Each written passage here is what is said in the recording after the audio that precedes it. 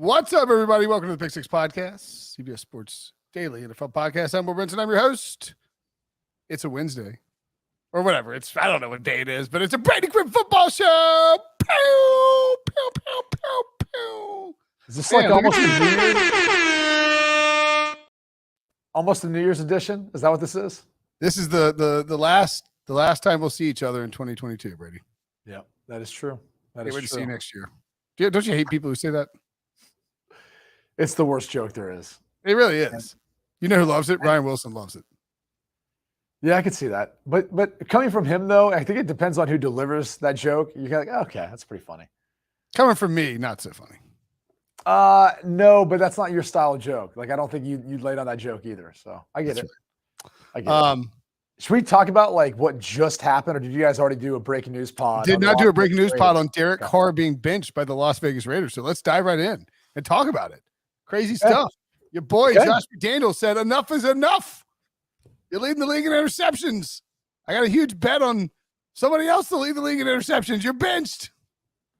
So there's a lot of different ways we can break this down. Like, yes, Derek Carr leads the league in interceptions, but I also look at the fact that it's a new offense. And what Derek Carr was wanting previously in Las Vegas and with the Raiders, far different. You know, as far as the verbiage of a West Coast offense compared to Josh McDaniels' system, entirely different. What he's asked to do before the snap of the football, entirely different. There were going to be some growing pains. You know, I got traded to Denver in 2010.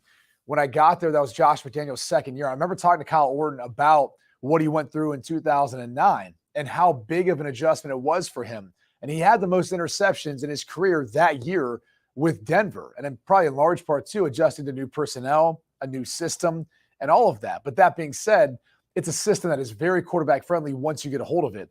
It's just really tough to do it in 1 year's time. So I do think he was up against it, considering what he's had in the past, even though he's played a lot of football, and the fact that they go get Devontae Adams. There's a lot of things on the wide receivers, too, as far as route adjustments and what you're asked to do, the way you can move within that offense. So it's surprising that he had such a short leash, but it also, I think it gleams a few things. For starters, Josh McDaniels obviously was a previous head coach with Denver, maybe learned a little bit from his experience then and thought, all right, I'm taking this job, though. I'm making sure Mark Davis knows that if things don't go well, I'm going to bench Derek Carr, and I'm going to make sure that we sit him out. He's not even active because of that guarantee with his contract. So we can make sure we can trade him, move him, or release him, depending on how they view his contract. If they can't get the right trading partner, and move on from him without having to pay $40 million, I believe he would be due if he couldn't pass the physical come the beginning of the new league year. So it makes some sense from a business standpoint, but this is also a move to tank, right? They're currently drafting in the top 10. They have 6 wins, and they lose the next 2. You'd have to think they're safely probably in the top 8, and that would put them in a position to go after either Bryce Young, Will Levis, or CJ Stroud, who I think will be the first 3 quarterbacks that are taken in the first round, probably in the top 10. So apologies if my parents' dogs start barking loudly. There appears to be a UPS man at the house. Christmas is still going on at the Brinson household. Absolutely.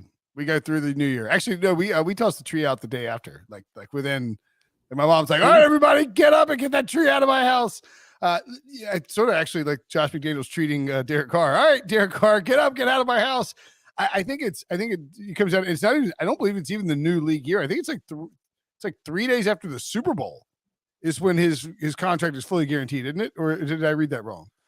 Or not fully guaranteed. I'd have to go back. It's a $40 million that kicks in, I believe. So yeah, I'll look it up. But the larger point being is he has to pass a physical, and if he gets hurt in the final 2 games of the season, it would mean that he is due, an extra $40 million. Yeah, and Raiders. You're seeing this with the Colts and Matt Ryan too. It has a lot to do with why they're putting him on the bench at this point, and he's inactive. So I get the business side of things. I just think, all right, are you going to find someone that's a rookie quarterback of the 3 I mentioned that's going to come in right away and be able to play as high of a level? And maybe Raiders fans are saying, well, he's throwing 14 interceptions. I get that. But, they also play in arguably one of the tougher divisions. You got the Chiefs, who are, maybe the best team in football next to the Bills and the Eagles. But you've got that team sitting in your division every single year. The Chargers are now a playoff team as well. And look, you're you're better than the alternative, I guess, when you look at the Denver Broncos. I mean, look at that disaster. So you got that going for you at this point, I guess. Yeah, so you're not the Broncos. Congratulations. You're not the Broncos. I mean, wouldn't you say that if you're Derek Carr? Like, hey, wait a second now. You're benching me? We're not the Broncos. Raiders country, let's ride. What do I need to do to keep us staying here? I mean, honestly, like, who's had a better year, Derek Carr or Russell Wilson? Derek Carr by 100 million miles. Yeah. Yeah. I mean, I would think that, look, I said that I thought when John Gruden got hired that it was clear based on Derek Carr's contract that Gruden was going to move on from him. And I was surprised at how long he kept him around and stuck with him. Now, maybe they just didn't have a good drafting position, a good opportunity to bring in a veteran quarterback, or it just never worked out. I mean, allegedly they turned down Tom Brady once to keep Derek Carr. So, and Tom Brady won the Super Bowl. So who knows? That effing guy? Is that what you mean? Yeah, that effing guy. Yeah. That may be a tactical error by Gruden and Mike Mayock there to pass on Tom Brady leaving the Patriots, but that's neither here nor there. The point being is, I do think, to your point, Josh McDaniels was like crazy on the hot seat. Like, he wasn't crazy on the hot seat. Fans were demanding his head, calling for his head. Everybody thought he should be fired. Like 5 or 6 weeks in, they'd won one game, lost a bunch of close games, coughed up a bunch of leads. And now you have a chance, if you're Josh McDaniels, to sort of say, hey, look, all of that happened, and this happens, this occurs in the NFL every year. You saw it with Denver. Like, Nathaniel Hackett is being given the lion's share of the blame for everything that happened because he's the easiest scapegoat. That's true to a degree, but we could get into that with the next. We will. I'm just saying that it's easy for Josh McDaniels, by virtue of Derek Carr's contract, to scapegoat Derek Carr and say, yes, everything that happened was Derek's fault. He wasn't a franchise quarterback. He couldn't run my offense. But if I bring in somebody new and young and different, or even Tom Brady, then all of a sudden, I can win here in Las Vegas, Mark. And don't worry, it will not be a problem next year, boss man. Do you think that's the target? Because obviously Tom Brady's set to become a free agent. There's already rumblings that he'd want to play somewhere else next season. There obviously was the desire to maybe play there previously. From the Raiders to a degree. That didn't happen. Does it happen now that he's got the familiarity with Josh? Might make some sense. I think it makes a lot of sense. I think it has to be one of those destinations that he's looking at. People who keep thinking he's going to go back to New England, it's like, I don't know that I foresee that either. What are they just going to patch things up? And you need to probably change who the offensive coordinator is. Probably change the offensive coordinator. Tom Brady ain't coming to call plays with Matt Patricia and Judge. Yeah. He's like, no, I think I'd rather go back to Tampa Bay. Yeah. Either way, though, I think if you look at the 3 guys I mentioned, with Bryce Young, your concern is the size. Like, will he be able to stay healthy? Now, his film's the best of anyone. He checks every box. Like, I love this kid. I think he's one of the best prospects we've seen probably the past couple of decades. Like, to me, he's right up there with the Trevor Lawrences of the world, et cetera. When you see his impact on the game, he's got a really, really high football IQ. The way he can manipulate the defense, he really does do things that you don't see many college quarterbacks do. I mean, he's way ahead of his time as far as moving defenders, anticipation throws. It's just the size, and you're kind of walking away too going, how big is his arm? His arm's good enough, but it's not Will Levis. It's not Anthony Richardson. It's probably not even C.J. Stroud for that matter, but it's enough. It's plenty enough. And he makes some of the most unique throws from off-platform, awkward body positions too, when most guys can't. I mean, literally, it's almost like, remember Wayne's World when he sees Cassandra and he starts just kind of floating through the crowd? Yeah. Like that's how Bryce Young kind of just floats around and they just like throws. Like it's almost like he's got this uncanny ability or just to throw like off platform where his bottom half is not. Yeah, I haven't seen that in a while. Not either. He just floats through the crowd towards her. Hey, that's how he like floats in the pocket. And they just spits the ball out, and it's on a dime across his body, opposite side of the field. Like I love his tape. Maybe that's their target here because maybe some other people are too concerned about his size and if he can stay healthy. But clearly, he's been able to stay healthy enough at Alabama. The Will Levis tape is not that great. And it's funny that people are like, well, yeah, his tape was so bad, but go back and look at last year. How different were his stats last year versus this year? They just had better team success. He was banged up. That was a big piece of it. In a walking boot, had a sling on at times. By the way, as was Bryce Young at times this season. In fact, Nick Saban told me during a couple of their losses, their only 2 losses, that was that entire month. He wasn't practicing. So he was playing through a bunch of injuries. So I think both those guys will be interesting to see how they're evaluated and how they're looked at. CJ Stroud is surgical from the pocket. Maybe, he's got a high football IQ as well. But when he's under duress, it doesn't work out quite the same. The Raiders' offensive line play hasn't been great this year. Yeah. And I know Josh McDaniels is one of the brightest minds in the NFL, so he can figure out ways of scheming up protection for CJ Stroud. But it all depends on really what I think him and Ziegler are looking for out of that quarterback position. Because to me, like Bryce Young kind of makes a lot of sense here, but maybe it's not, and maybe it's not any of them. Maybe it's what we're talking about. It's offering that top 10 pick to the Tampa Bay Bucks in order to be able to get a guy like Tom Brady. I don't think he's a free agent, if I'm mistaken, right? Yeah, he's a free agent. Yeah. You could, if you were thinking about trading for Aaron Rodgers and reuniting him with Devontae Adams, now that would be a different story. You'd need to trade. But Brady, free agent, you can just sign Tom Brady this offseason if you wanted. Yeah. Now, it would be a whole lot more difficult to sign Tom Brady this offseason when he becomes a free agent after the new league year starts or during the tampering period, whatever. If you were on the hook for $40 million with Derek Carr's contract because he got hurt and couldn't pass a physical. So, right. Which is why now the question is, do you think that, and again, I'm not 100% sure if it's 3 days after the Super Bowl or 3 days before the league year. There was somebody who had a 3 day after the Super Bowl contract. I thought it was Carr, but I could be wrong. Regardless, do you think there's a trade partner out there for Derek Carr? Because I think it's kind of easy to find like landing spots where it's certainly if he's cut where he'll find plenty of places that want to sign him, like whether it's Carolina, Atlanta, maybe even Miami could be a possibility. Miami, what about the Jets? The Jets make sense. The Falcons would be looking for a quarterback potentially if they don't draft one. I think there's a whole bunch of spots that he could end up going that would make sense. I mean, you could even suggest that the Houston Texans, if they decide not to go with the quarterback at the top of the draft, could be one of those teams. There'll be a trade partner. I think as far as looking at potential quarterbacks you could trade for, unless Aaron Rodgers wants out, I don't know what the Green Bay Packers are going to decide to do with him. And obviously Jordan Love, who has to factor into that decision as well, he'd be the top. But outside of that, I'm not sure what other team is blatantly saying right now, we're ready to move on from this guy outside of the Raiders that you would say this is probably the top quarterback in the trade market, at least that I can think of. Now, there could be some other organizations that start sniffing around or poking around that have a guy that you might feel like is better. I mean, look, Matt Ryan's been an MVP in this league before. He's been to a Super Bowl, so maybe you feel like he might be better, even though this year did not look anywhere close to that. But Derek Carr would be, in my opinion, I think the most probably sought after, at least from a trade standpoint, not including the guys you're looking at, like a Tom Brady, like a Jimmy Garoppolo, who's set to be a free agent, and other quarterbacks who fall into that category.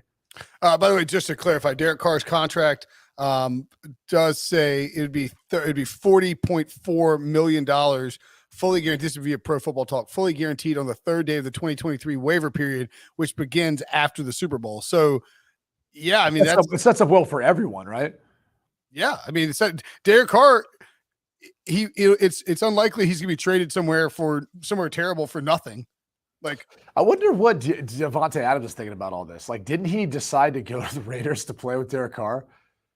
He did, and they were best friends from college. Little awkward. I wouldn't want to. Hey, yeah, bitter beer face. Not good. I decide how to phrase. I don't know what Devontae Adams is thinking, but I would guess he's thinking, man, at least I got this Taco Bell in my house out of all this. Yeah, that is an interesting commercial. I mean, of all the places, like I'd want a Chipotle. That's just me. Sure. Wouldn't be a Taco Bell. I mean, I definitely wouldn't be like, oh, good, Taco Bell again.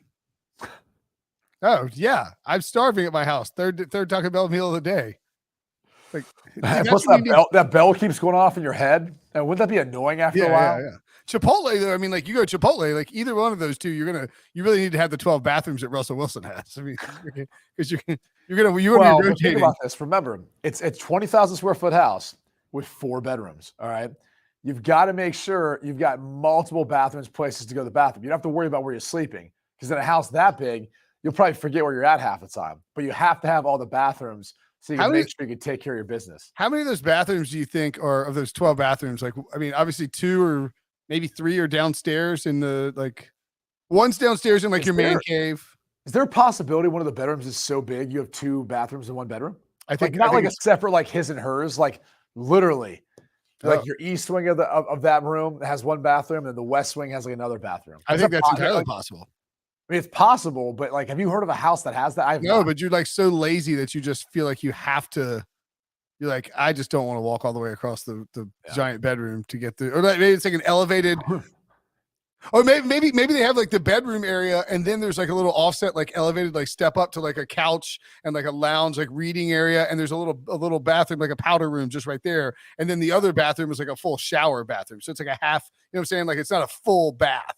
Right. It's a half bath. Half bath. But again, I would guess that they're counting as advertised. You think they're counting 2 half baths as a full bath? I don't know. Well, you can do that technically when you do it, but I think. Look, here's the deal. If you're that rich and you have a 20,000 square foot house, do a full bathroom. All bathrooms need to be full, just in case there's an accident. Then you just go shower off quick, put on whatever clothes you've got remaining. Well, I mean, like, let's say you eat, your 5th Taco Bell meal of the day, and you're walking down the hallway, and there's an accident. You need a shower. This is where you're all wrong. Again, when you're in a house that big, you're probably eating like ridiculously rare foods that most people's bodies are not accustomed to. So they're going to have an extremely adverse reaction to that. And it's most likely going to come in the form of some near accident of number 2. So because of that, again, that's more of the issue, not fast food. I mean, that stuff has been running through our bodies for years. In fact, it probably doesn't stay in our body long enough before we pass it to even have any sort of impact. But if you're talking about, my point is, like, you need to have 2 full baths near the Taco Bell. I don't know. I think that thing's coming out pretty normal. I think you're worried about like some of the rare foods, like, oh, this came out of the rainforest. We've never seen this specimen of animal before, but in this 20,000 square foot house, that's a rhino horn puree, like milkshake. It's like, all right. That's right. Yeah. It's like, no one's ever eaten this before. We're not sure what's going to happen. It runs through you like a rhinoceros. Yeah. I actually do think there was a recent rhinoceros that just went extinct, but I probably shouldn't make fun of rhinos. They're badass, man. Why would you? Rhinos are badass. All right. So yeah, Derek Carr, where do you think he plays? You get one guess. Where do you think he plays next year? That's a tough one because he's actually played a number of systems. Who are you saying? I'll say the Panthers. Oh, you like that, huh? You like that. I mean, they got to figure out their head coach first. And do you feel like Steve Wilkes is going to be burnt by like drafting a quarterback in Josh Rosen and say, I don't want to go that route. I need a veteran. We got a running game. We got a good defense. I feel like he'll come in right away and make us competitive if it's Steve Wilkes. Because I feel like it just won't be Steve Wilkes, even if they make the playoffs. Really? I just think David Tepper. Well, maybe if they make the playoffs, different. Yeah. That'd be really disappointing, though, considering the lift he's given them and the raw deal he got in Arizona in the first place. I agree completely. He should get a look at it. But David Tepper's David Tepper, so who knows? That is true. David Tepper is David Tepper, indeed. I was going to say the Jets. Like, if you're the Jets, I think you need a veteran guy to come in. Garoppolo, like, don't you have so many concerns about his injury history? Even though he fits the system, Saleh has been around. Carr would be a great fit in that system. I think he'd be perfect for it. And that's another team that I think you say San Francisco. Yeah, that'd be one you'd look at. But like, what's the deal with Trey Lance? And maybe they'd be in the runnings for Tom Brady, or Aaron Rodgers for that matter. Like, I feel like you might have 2 other veteran guys you might look at if that's the case. That is correct. Okay, so you're going to say New York, and I'll say Carolina. You're going to say your Jets, and I'll say my Panthers. Right. The Jets that moved on from Zach Wilson, which I tried to explain to people early in the season, that was probably going to take place. May have thrown that out there. Really upset some Jets fans. I have not heard much from them about that truthful fact that you were spitting. Yeah, I don't know. I mean, I'm not going to do the whole victory lap thing. I'm not that type of guy. Yeah, I mean, you're down like $6,000 on the Jets. I don't know if I do a victory lap on them. Well, 5,000 actually in donations, right? Yes. Unless they win another game, which all went to good charities. I wouldn't say I'm down at all. In fact, I'd say I'm up. You'd say you're up from a philanthropical and tax evasion standpoint. Absolutely. Tax evasion. Yeah. All right, let's take a quick break. Tax evasion. Unbelievable. Let's take a quick break. When we come back, Nathaniel Hackett fired. Is it Russell Wilson's fault or someone else's? Next. So Nathaniel Hackett, not the first coach fired, the second coach fired, he's the third coach fired, right? Somebody else get fired? Yeah. Yep. Tried to grow a goatee and thought that might save him. It did not. Did you see his look? It was a good look. I thought it was a great attempt at a goatee. I can't grow facial hair, so kudos to him for being able to. And as Wilson points out, it reminded us of when Greg Williams came back from Bountygate and dyed his hair with sun in and grew a goatee. Like, it's somebody other than me. Ha ha ha! Like, don't worry. Yeah, I don't know if it was that so much, but either way, Here's what's really surprising to me. You just went on this rant about someone's got to be the scapegoat. Obviously, Nathaniel Hackett is in this case. You tease whether or not it's Russell Wilson. How does George Payton get off the hook is what I want to know. And then is empowered by, is it Greg Penner, I believe, is acting as CEO now? Yeah. So he's empowering George Payton now to take over the next head coaching search. Yet it was George Payton who selected Nathaniel Hackett in the first place. Who traded for Russell Wilson. Yeah, who also traded for Russell Wilson. But I'm not going to fault him from that. No one knew that was going to take place, right, until we got into the season. But let's just go through as Nathaniel Hackett was hired, who was George Payton's decision before the ownership took over, and then all what came with that, okay? So you hire a guy who's never been head coach before. Okay, that's fine. Comes with good recommendations. You probably want to surround them with some other guys who've got some experience at their positions, right? Yeah. Their defensive coordinator, first-year defensive coordinator calling the defense. Their offensive coordinator, first year calling the offense. Now, Nathaniel Hackett was obviously calling the offense, but first time at that spot as an OC, and it ended up calling the plays, which really had no impact on helping to improve the offense. So you've got first-time head coach, first-time OC, first-time DC. What about the O-line? Also a first-time offensive line coach who actually got dismissed as well with Nathaniel Hackett. So at no point in time, if you're George Payton, you're not like, hey, man, maybe we want to surround ourselves with a few veteran guys we sprinkle in there just to help us out with figuring everything out. Or what about someone for like game management? It's like, oh, yeah, George Payton is taking credit for Jerry Rosburg, who he helped Nathaniel Hackett figure out after week 2. What about the entire offseason, figuring out that maybe you have a head coach who needs this, or you should have someone who oversees this? And then I think the worst thing to me is Mike Munchak, who has played in almost every single style of system and offense, is living in Denver and could have been their O-line coach, would have loved to be their O-line coach. He's one of the best coaches. Ask around players, coaches, they'll tell you. Him and Caldwell, or Callahan, Bill Callahan, excuse me, are like regarded as like the two gurus who will come in and fix your O-line if it's all messed up. And he's living there in Denver. Yet you didn't want to go that route. And at no point in time did you want to tap him and say, hey, why don't we call Mike Munchak, see if he can help us out offensively, doing some things with our running game, protection for Russell Wilson, all of that, right? Don't bring him in. It's crazy to me that George Payton has, even though he's been public and taken some blame with all this, he survives. And then he's empowered to hire the next coach, which is interesting because whoever the next coach is, you'd think that he's got power over that head coach. And so it's a new ownership group that I think is already making mistakes and stumbling over themselves for not being able to reevaluate how this whole entire mess started. It started with George Payton. So it's interesting to me, like that's where we are right now as the Broncos look for a new head coach, that they want to partner, obviously get the most out of Russell Wilson. It makes sense. And we can get into that, whether or not Russell Wilson has that same fast twitch and escapability and things that we saw during his time in Seattle, how you'd build that offense around him and the personnel for that matter. But no matter how you look at it, like, why should we trust, if you're a Broncos fan, George Payton in figuring out who that guy is and then constructing a coaching staff? Especially when you had Vic Fangio there, and I know it wasn't working out, but we all agreed he was like a quarterback away. So then you get the quarterback. If you just kept Vic Fangio and gotten Russell Wilson, who knows how it would have panned out. Now, to your point, I will say this. Is it Greg Penner? Greg Penner said, the CEO, and he's not the owner, he's the CEO, I think. CEO, yeah. He said, he's like, the new head coach will report directly to me. That's a little more, he called it normal in the sense of like how that works in an NFL team. I don't know that I would call it normal, but the larger point is, in other words, he's at least opening up where it's like, if Sean Payton wanted to come and work with Russell Wilson and report directly to Greg Penner, Sean Payton could probably get George Payton kicked to the curb pretty quickly. Like, I don't think George Payton is totally safe, but I agree with you that he has escaped public blame in a way that he shouldn't, given that he made the hire, he made the trade, he gave the extension, and he did it all knowing the team was about to get sold. And maybe you should wait and see what your new bosses think about it before you make all these moves. Yeah, but your boss is already telling you that he's going to rely on your expertise in helping this next head coaching search. Yeah, I mean, you could manipulate this thing to direct them to a guy who, hey, remember, buddy, I'm the one who got you in here as the head coach. Sure.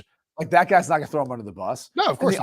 The odd thing, not to make a transition to Sean Payton, because it seems like he's very open about the fact that, he wants to get back into coaching and he's building this all-star coaching staff. That's great.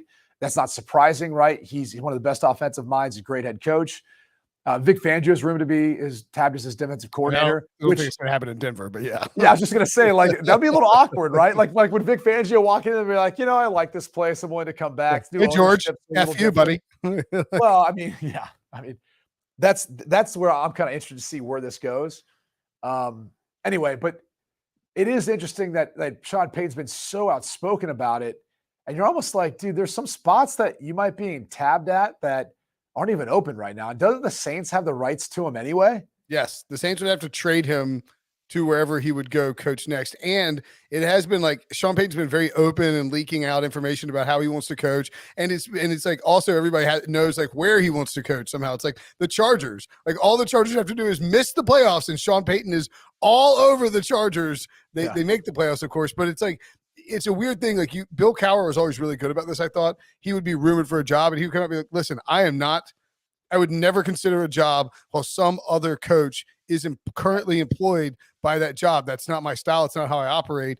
Whereas it does seem like Payton is at least like applying some pressure to some of these jobs by virtue of what he's doing through the media. I feel like he's breaking coach's code, Like that's just not something that you do. And then if you even look at the Saints situation, right? Like knowing that he's saying he wants to come back, then people start speculating whether or not he'd come back to coach the Saints. And especially if you can, maybe reunite him with Tom Brady, who's a free agent. And we already know that they had plans to potentially both be in Miami together. Why not New Orleans then with that roster, given how much talent they have, if you could keep some of those guys together? You just start looking and go, well, how fair is that to Dennis Allen? Not very fair at all.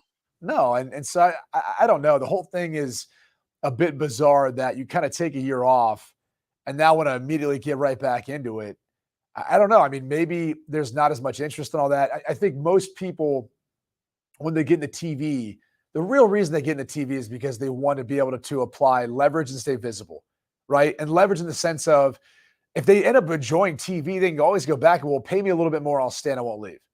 And most networks would be like, okay, we'll probably do that. But they have a point to which they'll say, we know eventually you'll want to come back. And so go coach. Go back into the thing you love. And when you're done with that, come right back to us. We'll be here for you and waiting. That's usually how it goes. Like they're not going to be held at gunpoint and say, yeah, we'll pay you whatever you want. Like most networks will not spend money like that. And so that's what's interesting about this is obviously it's a year off. It's to go to Fox for a year. And then out of it, he goes somewhere else? I mean, that's the hard thing is given that they still have his rights, it was almost just he needed a year off to be able to just, I don't know, recharge or refresh how he sees himself as a coach or where he wants to be. And he gets a year away and maybe Dennis Allen does well enough where it's okay for him to move on somewhere else. I don't know. It's all a bit bizarre. Yeah, it is. It's like, and he's been out publicly. He's like, I just really love this Fox gig. Like, I don't know if I want to go back to coaching. And then and yet every week there's a new rumor from a different media outlet that Sean Payton's is, assembling his crew or, is loves the idea of coaching Justin Herbert or so-and-so. Yeah, it's kind of weird. Ed Reed got hired as a head coach. Love Ed Reed. Yeah, that was awesome. I think, it's great for him. It's great for Bethune-Cookman. Obviously is hiring him. The only thing I kind of, when I heard the news, was thinking, wow, he's the type of guy that I thought would have risen up the ranks at Miami if he wanted. Now, granted, he was hired originally under Manny Diaz. So maybe when Mario Cristobal got there, he's like, this isn't really working out the way I'd hoped, or I'd rather do my own thing. And then if Cristobal doesn't work out, now I've got some head coaching experience, so hire me back as the head coach. But I also thought the NFL, I mean, people would be a fool not to hire him and have him at a minimum as your secondary coach and not eventually as a defensive coordinator. Now, I know it's a completely different skill set to play the game, and arguably, in my opinion, he's the best safety that ever played, but also then be able to call a defense. That's two different skill sets. For sure. But I still would love to see it, and I think, most teams in the NFL would probably give him a chance to see if he is capable of doing it. So that was the only interesting thing is maybe it's more of the impact on young men and having the chance to do that, or just wanting to kind of get that head coaching right away and start doing things your own way to kind of find your way and how you go about doing it. I wonder how much of an impact Deion Sanders would have had on this too, because they're same, not same age, but same same sort of era, with the U and Deion at Florida State, and whether Ed Reed saw Deion do it and talked to Deion and was he's like, man, this is how you recruit. You can win this way quick at a small school. I sort of wonder if that was an impact. It's not as easy said as done, though, right? I mean, look at Hugh Jackson right now at Grambling State, right? Like, he goes down there and they're, 3-8 or whatever they are? I mean, Still it's more not helping wins him. than he had with the Browns. I actually think it's equal to the amount of wins he had with the Browns. Up high, down. Yeah. Because I think he was, 1-31, and then he won 2 the next year before he got fired. So he's equated to that at least. But That's right. Good job. Congratulations, you. Fantastic. Well, but the point is this, is like, it's still given that he's going to go to Bethune-Cookman and build up the program to be what Jackson State was with Deion Sanders. Like it helped, by the way, that Deion Sanders just happens to have a son who's a stud at quarterback, and then he gets a 5-star guy who can play both ways, wide receiver and DB, to come there. It's like, well, that'll change a lot. That'll help the program a lot. When you're playing, when you're coaching, when like you've got that at Jackson State, you are immediately 10 times better than anyone else in your conference. It's no, let's see how this works out now versus Utah, who, by the way, they got a bunch of big old dudes, Polynesian dudes, guys who are looking to smash your face in every single play. We'll see if that works out and how that transition goes at Colorado. All right. Read between the lines. I don't actually have the quote. Gronk. I don't have the quote on Ron Rivera starting Carson Wentz. Do you have it? I don't. Well, Ron Rivera starting Carson Wentz. Read between the lines. You're so good at this. I know. Professional. You're such a professional. He gives them the best chance to make a run, in my opinion. Like, I think Carson Wentz has a higher ceiling than Taylor Heineke, who probably has a higher floor, though, than Wentz, right? Like, I don't imagine Taylor Heineke is going to throw a left-handed interception. We've seen Carson Wentz do that before, right? Or like a 2-yard pick six. Yeah, but so I just don't see that happening. So I think, like, you got to take the good with the bad. And I think if you're Washington, you look at your situation right now and go, we're still got a shot for the playoffs. If we get in the playoffs, we need someone who can really push the ball down the field. He brings that, and you traded for him. So go give him every opportunity right there to prove otherwise that he can do it. So there's our Jonathan Jones all over it. That's right. Rob Gronkowski appeared on the Up and Adams show with Kay Adams on FanDuel TV, a live show that appears on FanDuel TV. Actually, it has a TV channel as well, which you might not know, but it does. I can promise you that. He said, I don't really have an itch to go back. I'm sure if it did, I would have went back already. I'm not really prepared right now to go back at all, either the mindset, mentally or physically, not prepared at all. Read between the lines. I don't doubt that, but didn't he just say he was bored last week and then some teams started inquiring? Yeah.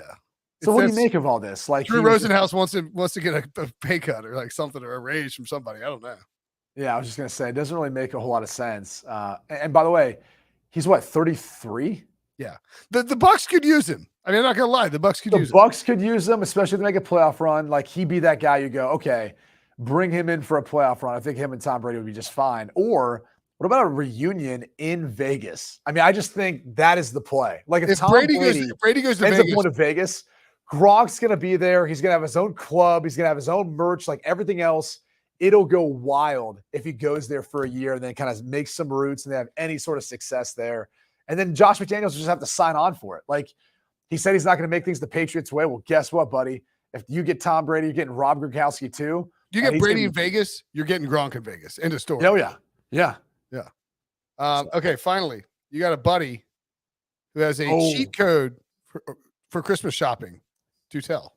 Yeah, so I wasn't aware this is even possible, but apparently, when you tell your significant other, your spouse, one of your loved ones, especially if you happen to cohabitate with them, all right, if you're going Christmas shopping for them, it could buy you a lot of time around the holiday season, which can be stressful at times for some people, right? I like where this is going. Yeah, so my buddy tells me, he's like, hey, here's the plan. We go over to this mall, which was a nice mall, by the way. And by the way, I haven't been in a mall in like 15 years, probably before college, because I used to work at one. I worked at Hollister back in high school. Something about that whole experience, I was like, this is just, I don't want to go back into a mall. Right. All right, I spent enough time there. So he's like, here's how we set this up. Tell the wives we're going to be going to, he's got a Southern accent now, so you can appreciate it. He's your buddy Billy Bob from Varsity Blues. No, he's got a Southern accent. So he's like, tell your wives you're going to get them something nice at the mall. He's like, and this is the plan. We start off at Capitol Grill. All right. We get a few drinks there, have ourselves a nice lunch for about an hour, maybe 2 hours. All right.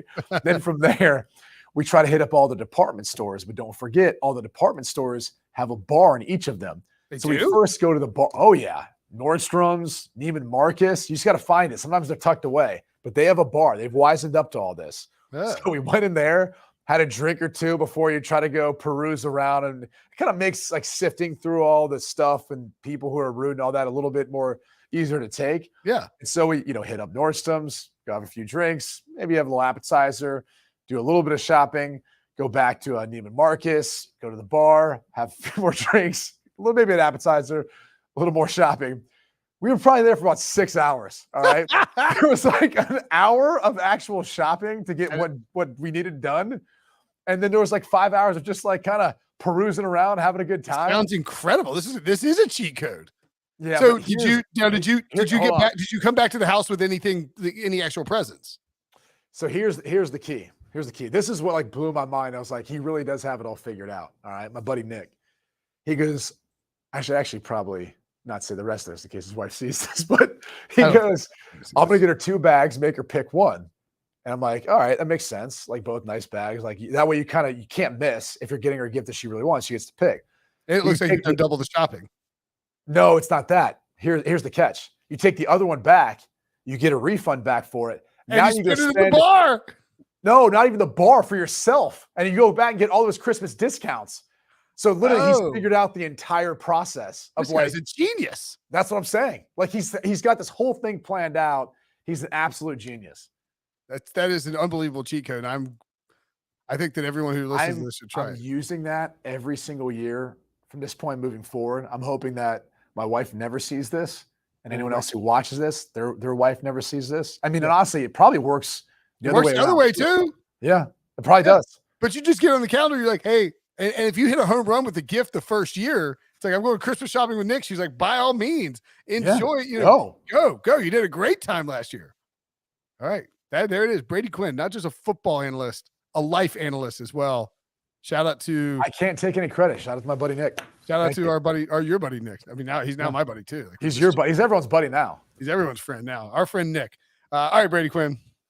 That'll do it for us. My back is killing me in this stupid wooden chair downstairs. Come on, Bob. Crank it up a little bit. Thanks for watching. Thanks for listening. For Brady, I'm Brinson. We'll see you guys later. Happy holidays.